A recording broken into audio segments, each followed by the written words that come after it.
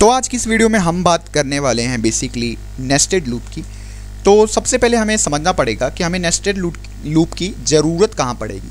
कई बार ऐसा केस हो सकता है कि आपको एक लूप को किसी एक लूप के अंदर बनाना पड़ जाए, तो उसी स्पेसिफिक टाइप ऑफ केस को आप कहते हैं नेस्टेड लूपिंग।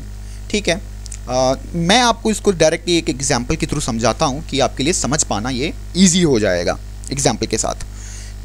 तो मैं आपके सामने बना के दिखा देता हूँ। तो एक मैं ले लेता हूँ, एक सेकेंड, मैं इस साइड आ जाता हूँ। हाँ, फॉर आई इन रेंज, ठीक है, मैं लिख लेता हूँ रेंज 2, ठीक है, और मैं इसी के अंदर एक और फॉर लूप बनाता हूँ। मैंने फॉर लूप आपको पहले बता दिया है, तो आई होप आपने फॉर लूप की वीडियो देखी है, तो आपको ये वीडियो समझना ईजी हो जाएगा। फॉर जे इन रेंज, तो मैं यहाँ भी ले लेता हूँ 2।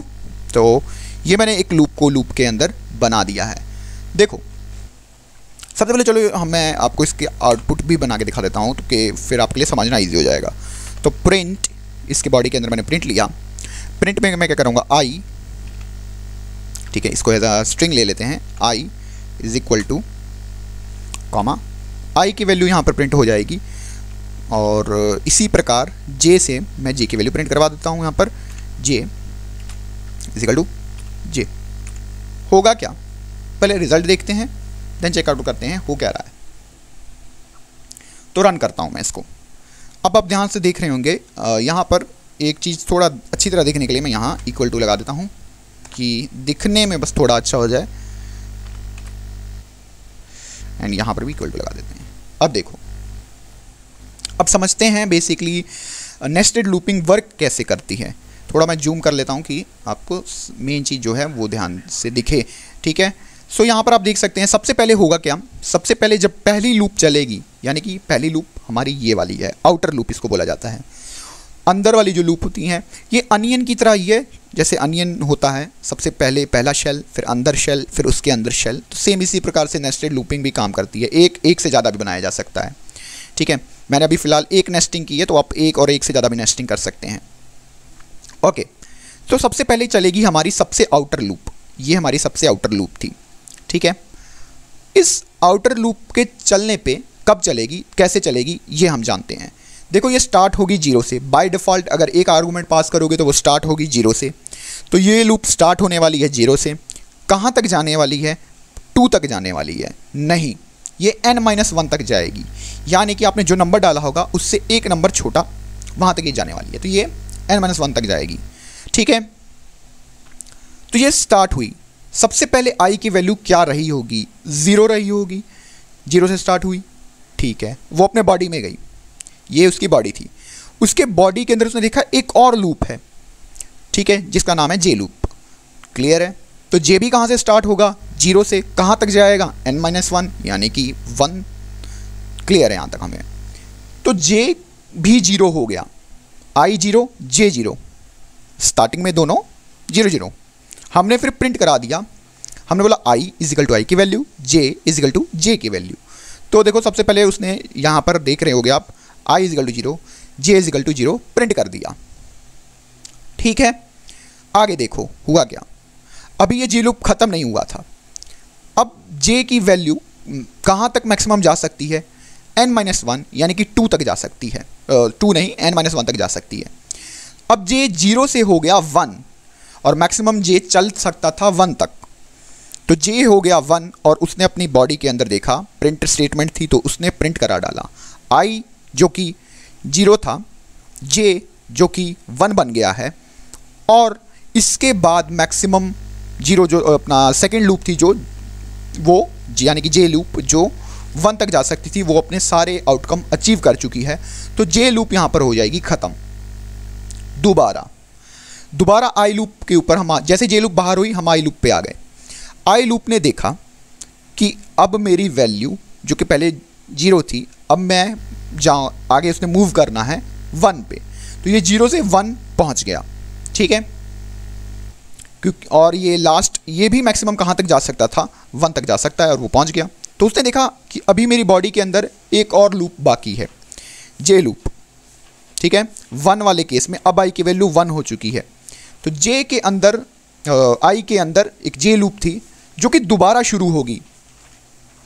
ये वो वाला केस है जब आई 1 हो चुका है, यहां देखो बस आई 1 हो चुका है, तो जे फिर दोबारा 0 से स्टार्ट हुआ। रिजल्ट देखो आप, जे दोबारा 0 से स्टार्ट हुआ और प्रिंट हो गया आई इज इक्वल टू 1 अब की बार और जे इज इक्वल टू 0।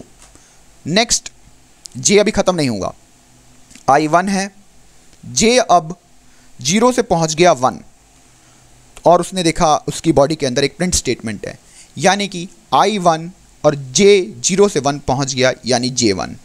तो हमारे पास ये नेस्टेड लूप प्रिंट हो गई। I is equal to 0, J is equal to 0 first वाला केस, second case 0 1, third case 1 0, fourth case 1 1। अगर आप ध्यान से देखो तो ये क्या चीज़ है, ये मैट्रिक्स को लिखने का, मैट्रिसेस को लिखने का तरीका है। आपने देखा होगा मैट्रिक्स को जब हम लिखते हैं ये 2 by 2 की मैट्रिक्स बनेगी जिसमें हम 0 0 0 1 1 0 1 1 इंडेक्सेस के थ्रू हम लिखते थे मैट्रिसेस को। अगर आपको बेसिक मैथमेटिक्स आती होगी तो मैं जो बोल रहा हूँ वो आपको समझ लगा होगा, अगर नहीं आती तो आपको ये तो चीज़ पता लग गई होगी कि हम नेस्टेड लूप्स बनाएंगे कैसे, हमें एक लूप के अंदर एक लूप कैसे बनानी है, इसका यूज़ कहाँ होने वाला है।